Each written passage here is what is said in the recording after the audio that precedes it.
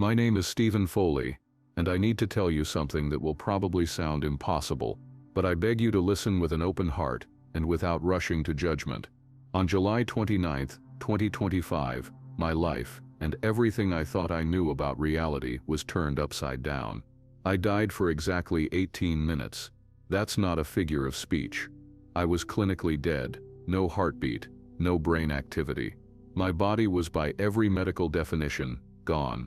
Yet during those 18 minutes, I experienced something so overwhelming, so urgent, that I have not had a single full night's sleep since. The weight of what I saw and heard presses against my mind every day, demanding to be spoken aloud.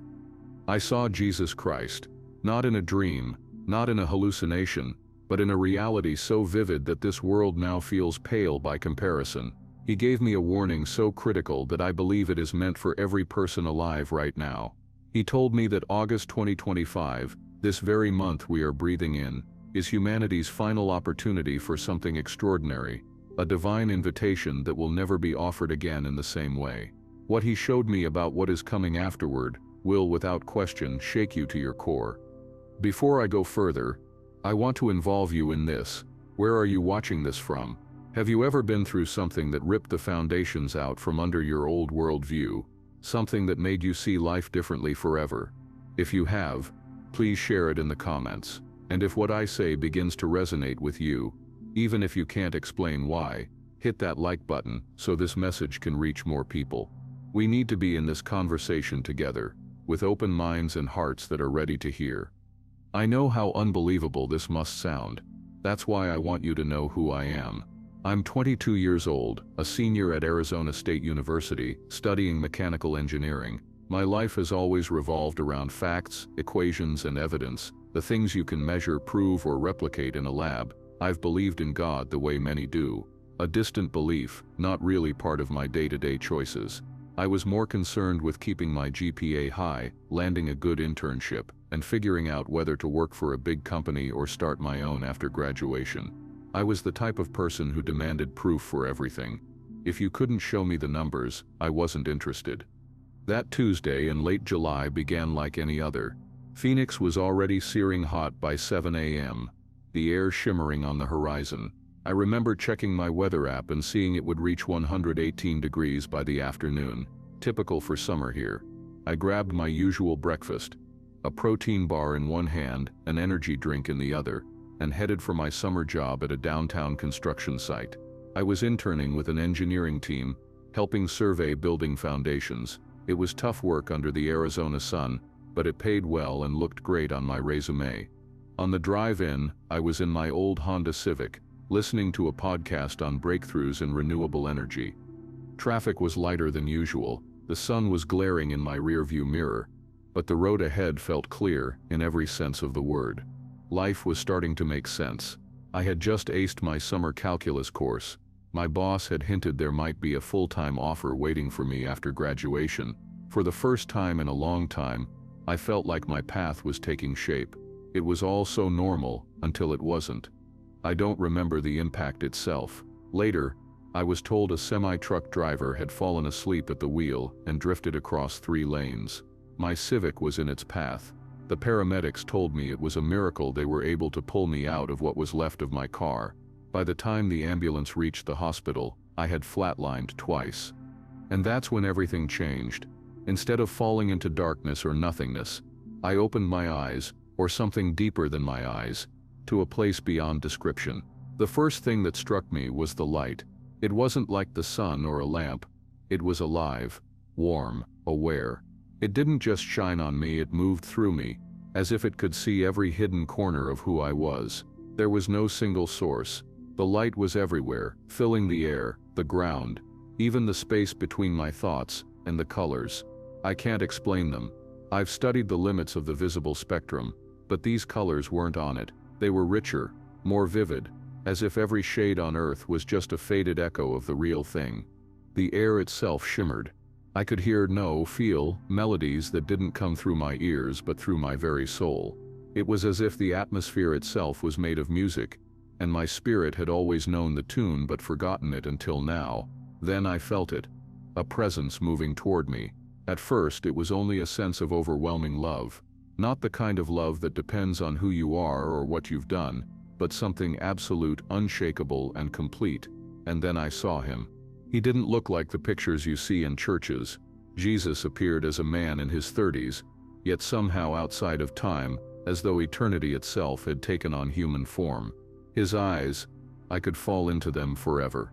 They held infinite wisdom, bottomless compassion, and a sorrow so deep it felt as though he carried every human grief within himself. When he looked at me, I felt naked before him, and yet completely safe. Every wall I had ever built, every mask I had ever worn, melted away in that gaze. When he spoke, it wasn't sound. His voice bypassed my ears and struck directly into my heart. "Stephen," he said. And my name in his voice was like the most beautiful music I'd ever heard. "You've been brought here for a purpose.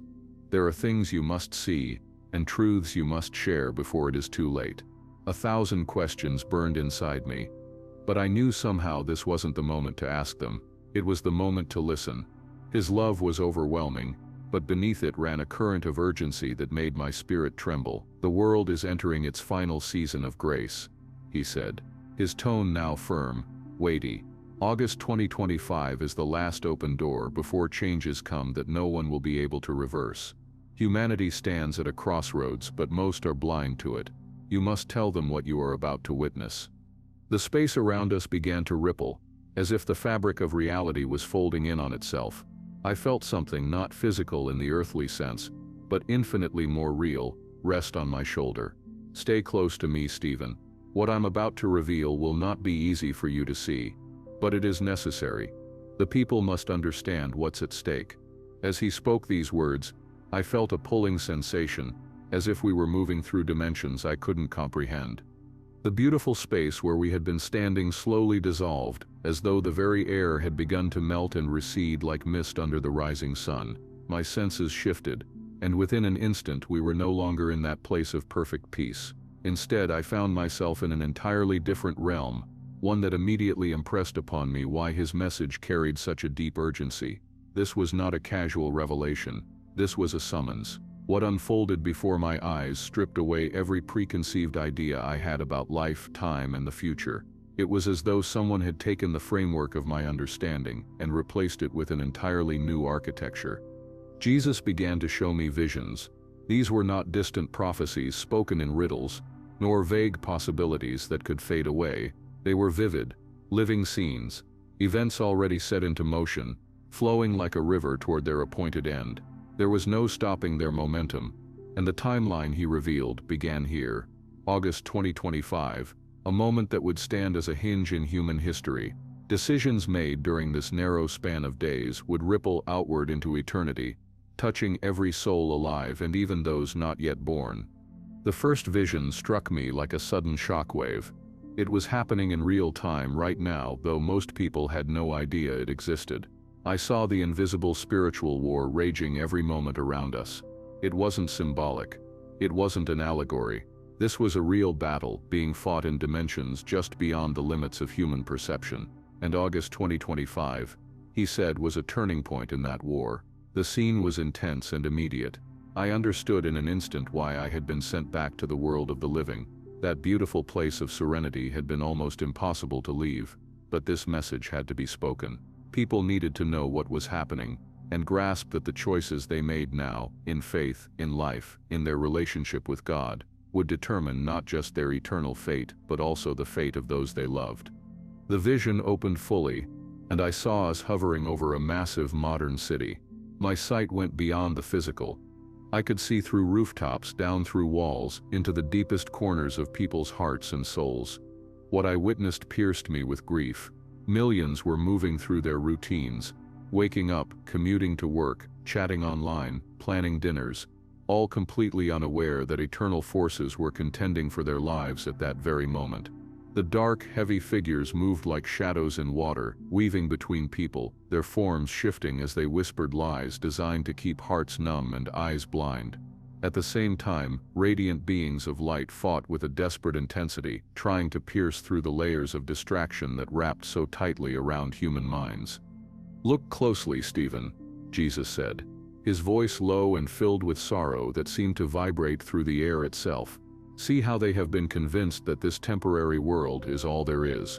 They run after treasures that will dissolve like dust, ignoring the eternal wealth I have prepared for them. I saw them chasing careers, building reputations, polishing images on social media, acquiring possessions that seemed precious for a moment, but would one day be worthless. Each time someone chose the fleeting over the eternal, the dark forces grew stronger, their grip tightening like chains, and yet breaking free was not complicated. I could see it so clearly. All it would take was for a person to pause, to turn the heart toward God even for a single breath of sincerity, and the chains would snap like dry twigs. Then Jesus pulled back the veil on something my logical engineering-trained mind struggled to comprehend. Time, he showed me, was not what we assumed. August 2025 was not just a calendar month. It was a convergence, a rare intersection where spiritual laws and physical laws touched and intertwined, opening a door unlike any that had come before. Every generation has its appointed moment, he told me, his tone both solemn and steady. But your generation has been given a unique window. The atmosphere of this time has been prepared for a great awakening, yet it will not happen without human agreement. Faith must be chosen over fear, love over selfishness, eternity over momentary comfort. I saw it as he spoke. Immense waves of spiritual energy gathering across the globe, as if a vast storm of light were forming in the unseen. This was not a storm of ruin but of mercy, grace and divine intervention. Still, there was an unmistakable warning. Like any storm, preparation was essential. Those ready in spirit would find themselves lifted, renewed and empowered. Those unprepared would be caught off guard, unsettled and bewildered. Then the second vision came. Before me stretched a vast flowing timeline, beginning at August 2025 and extending forward like a shining river into the future. But the river kept changing course, splitting and bending, as though it responded to the movements of unseen hands. Free will, Jesus explained, his eyes searching mine. Humanity chooses its own way individually and collectively. What follows this moment depends entirely on how they respond to the opportunities I am placing before them now. From this point in time, two paths diverged. The first glowed with a radiance so pure, it seemed to pulse with life. On it I saw a great revival sweeping the earth. People in countless nations were turning back to God. Broken families were reconciled. Entire communities were healed. Former enemies found peace. Love became the foundation on which cities and nations were rebuilt. The world shone with a light it had never known before. The second path was heavy with shadow. On it humanity continued to reject God's call, choosing self over truth, comfort over conviction. Division deepened. Chaos spread. Spiritual darkness advanced like an unstoppable tide, drowning hope wherever it touched. The choice is theirs, he said. And I saw both the ache and the patience in his eyes. I call to every heart. I knock on every door. I extend my hand to every soul, but they must choose me of their own will. I will not force it. The urgency in his words pressed into me. These were not events decades away. They were beginning now, shaping themselves with every decision made in the present moment. Each person who turned toward God in August 2025 tipped the balance toward the path of light. Each person who ignored his voice leaned the weight toward the darker road. Then came something deeply personal, something that explained why I had been given these visions. He showed me that my accident, the crash that had taken my life, was no accident at all. It had been precisely timed, divinely orchestrated. Your analytical mind, he said, and your hunger for evidence, these are not barriers to faith. They are tools I placed in you. I need someone who can speak the language of the skeptic and still carry the truth of the Spirit. Someone who can bridge the worlds of reason and faith. In that instant, I saw my entire life differently. My education, my way of thinking, even my doubt, all had been preparation for this assignment. God had not chosen me despite my skepticism. He had chosen me because of it. The third vision unfolded, and its weight settled on me like a mantle I could not remove. I saw a vast harvest beginning to break open in August 2025. It was not a harvest of grain or crops, but of people, souls turning toward the light, stepping into freedom. The sight was breathtaking, but I could also see the limits. The season for this harvest was short, and the moment would pass. It was like watching farmers who had only a brief period to gather their crops before the season changed permanently. Many of my children have been crying out to me in their prayers, not just in words but in tears, in fasting, in moments when they thought no one was listening. They have been asking for revival, for awakening, for a fresh move of my spirit that would sweep across their homes, their cities, and their nations. Jesus' voice came, deep and steady, each word carrying the weight of a promise. Those prayers are about to be answered. The fields are ready for harvest, but a harvest cannot be gathered without workers. I am looking for people willing to step out from what feels safe and familiar, to move into places where their faith will be tested, and to share my love in ways they never imagined they could. As he spoke, the scene before me began to shift. I saw the world in motion, streets crowded with people, cafes buzzing with conversations, families gathered in living rooms. All around, opportunities for divine encounters began appearing like small bursts of light. In one place, a quiet opening to share a word of hope. In another, a chance to offer help to someone in need. In another, a moment where forgiveness could change the course of a relationship. But alongside those moments of light, I saw how easy it was for people to walk right past them. If they were buried in their phones, drowned in their schedules, or locked inside their own frustrations, they missed these heavenly appointments entirely. Some never even knew they had been standing in the middle of one. The vision made something clear. Every person has a role in what is coming. Some will speak before thousands, proclaiming truth without fear. Others will serve in ways no spotlight will ever catch, washing feet in the quiet, bringing food to the hungry, caring for the overlooked. Still others will fight battles on their knees, interceding day and night until the heavens move. And in this divine plan there was no too much or too little. No one was too young, too old, too unskilled, or too broken to be useful in his hands. God's search was not for the flawless, but for those willing to say, "Here I am." As the visions flowed, the scale of what I was witnessing began to sink in. This was not simply about one person finding salvation, though that mattered deeply. This was about the trajectory of entire nations, even the course of human history, being decided by what people would do in the short and critical span of time. Jesus turned to face me. His eyes held something I had never seen before, a combination of unshakable trust and a depth of love that almost undid me. "Stephen," he said, and my name in his voice felt like both a summons and a blessing. "I am entrusting this message to you because the clock is running down." August 2025 is the final invitation for humanity to choose revival over decay, awakening over apathy, life over death. When this month ends, the spiritual climate will not be the same again in your lifetime. The chances I am offering now will not return in the same way.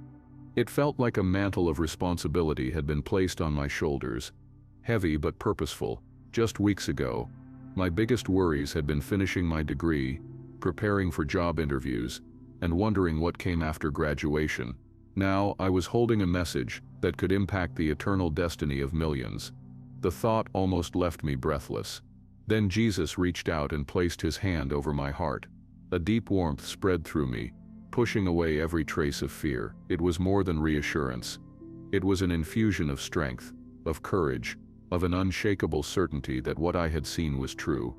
Every lingering shadow of doubt about God's reality was gone. Every question about why I was here and what my life was for was answered in an instant. Even the fear of death itself had no place in this light. "Do not fear, Stephen," he said, his words carrying the same creative force that spoke the stars into existence. "I will give you the words you need. I will open the hearts that must hear. Your role is to be faithful with what I have shown you. Nothing more, nothing less." Then the fourth vision began to unfold, and he told me it was the most critical of all. It showed, side by side, the lives of those who would respond to his call this month and those who would turn away. The contrast was beyond stark. It was eternal. Those who opened their hearts to God in August 2025 received a peace that no circumstance could shake, a joy that no loss could erase. They became steady lights in an increasingly dark world, quietly drawing others toward hope. Even when trials came, they stood firm, anchored to something deeper than the storms around them. But those who ignored his call kept chasing the same distractions, certain they had endless time. Slowly, their steps led them farther from the source of all light and life. Their hearts grew hard without them realizing. Confusion took root in their thoughts. Emptiness echoed inside their souls. "This is why this moment is unlike any other," Jesus said. "Right now, the spiritual atmosphere makes it easier than ever to hear my voice, to feel my presence, to choose the path of eternal life. But when this window closes, the weight that has kept humanity's heart hard will settle again. It will be far harder for them to return." The fifth vision came, and it was both beautiful and sobering. I saw the moment when his patience with rebellion came to its appointed end. There was no anger in his face, no wrathful strike, only the unchangeable truth that God honors the choices people make. Those who had refused him were allowed to continue in the path they had chosen, not for a week or a year but forever. Those who had chosen him during this final season of grace entered into a joy so pure, a peace so complete, that even the breathtaking place where I now stood seemed dim beside it. "Every person alive right now is making this decision," Jesus said. His eyes held both boundless compassion and perfect justice. Some make their choice fully aware, others do it without realizing. But in the end, no one stands on neutral ground when it comes to eternity. As the visions faded, I was back in that place of indescribable beauty where our encounter had first begun. But this time, I knew it was not yet my home. There was work to be done, a message to deliver, a purpose to live out. Jesus looked at me as though he saw every trial, every doubt, every battle I would face when I returned. "When you go back, Stephen," he said, "some will accept your testimony without hesitation. Others will mock you, dismiss you, or insist this was just a dream or a reaction to trauma. Don't let their disbelief stop you. Plant the seeds I am giving you now, and trust me to make them grow where hearts are ready." He paused, and I could see the weight of all human history in his expression. "Remember," Jesus said, his eyes locking with mine in a way that made time itself seem to pause, "that I too was mocked, ridiculed, and turned away by many during my time on earth. If they treated the Master with such contempt, they will certainly treat his messenger no differently." His voice carried both gravity and tenderness. "Yet for every heart that refuses my invitation, there will be others who have been quietly prepared to receive it. Focus on those. Look for the ones whose eyes brighten with recognition when you speak truth. Those are the ones whose soil is ready for the seed." Then he began outlining, with unwavering clarity, the exact instructions he wanted me to carry back, practical, immediate steps people could take during this critical month of August 2025. His tone shifted, filled with both urgency and hope. "Tell them that prayer right now carries a weight and a power that is unlike any other season," he said. "The atmosphere has been charged to respond in ways that will astonish even those who have prayed for decades.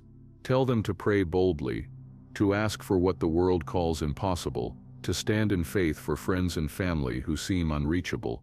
Many hearts that have been locked away in darkness for years are on the verge of opening, but someone must pray them open." I nodded, my heart pounding with both the responsibility and the privilege of the task. He continued, his expression softening but his words no less intense. "Speak to them about unity. My people have been scattered, living in isolation, each focused on their own private walk with me. But now is a time to come together, to worship, to pray, to encourage one another. When they gather in my name during this season, my presence will rest among them in ways they have not yet experienced." I could feel the moments slipping away, our time together coming to an end, and an ache formed deep in my spirit. The thought of leaving the absolute peace, the overwhelming love, the unshakable certainty of being fully known and fully accepted, it was almost unbearable. But Jesus read my thoughts as if they were written in the air between us. "This parting is only for a short while, Stephen. You will not walk alone when you return.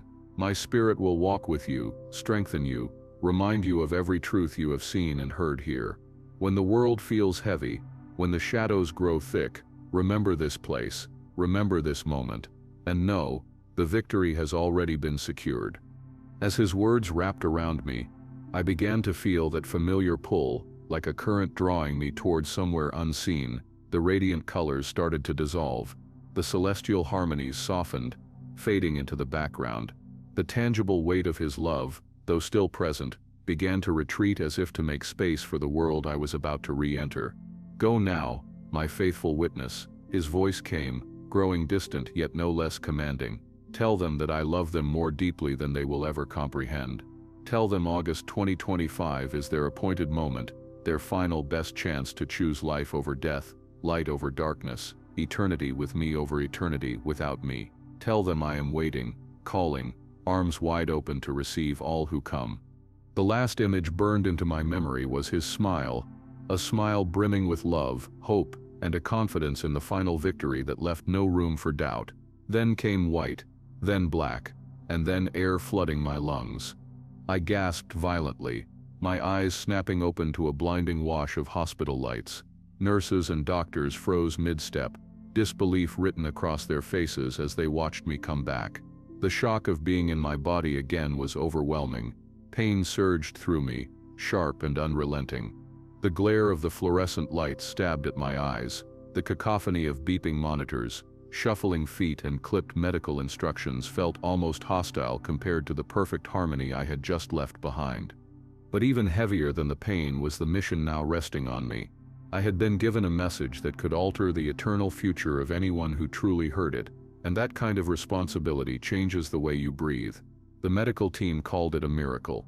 My injuries, they said, should have ended my life or left me permanently incapacitated.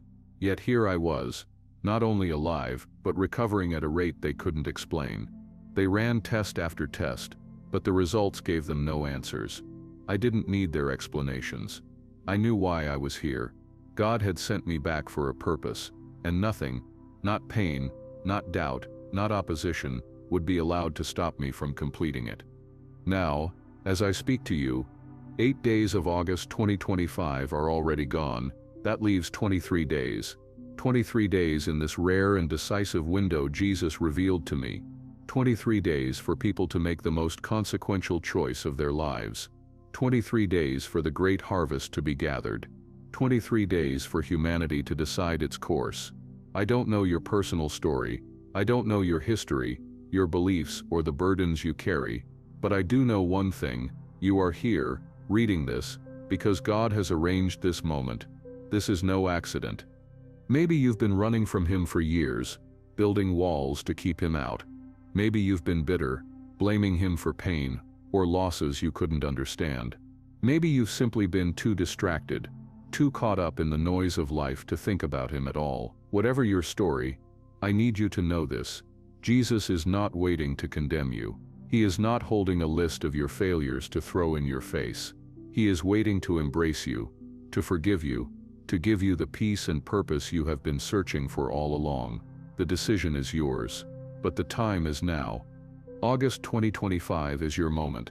Your open door to encounter the love that formed the stars, the grace that can remake your life from the inside out.